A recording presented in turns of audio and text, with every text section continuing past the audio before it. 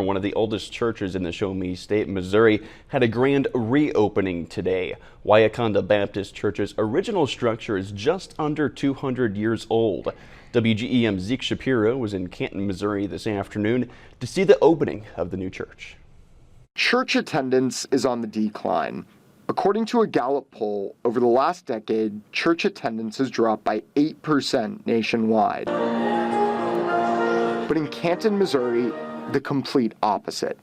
Wyaconda Baptist Church was founded in 1829 and has become a staple of the community.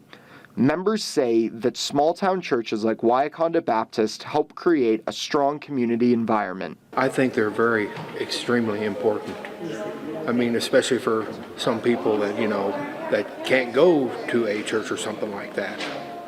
The church is the oldest in Lewis County and moved into their new building after the nearly 2-century-old original proved too small for the growing attendance.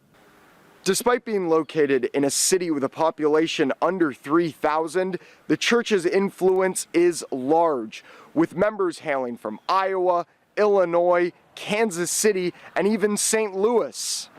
It gives a sense of community, and so we have a great community of believers that gather together here.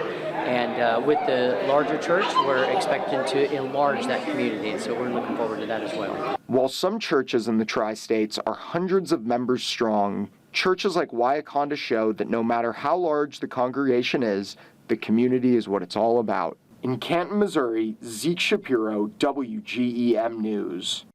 And Yoder says a Missouri-based volunteer group that is, called Campers on a Mission spent the whole summer building it, which brought down the cost. Happening this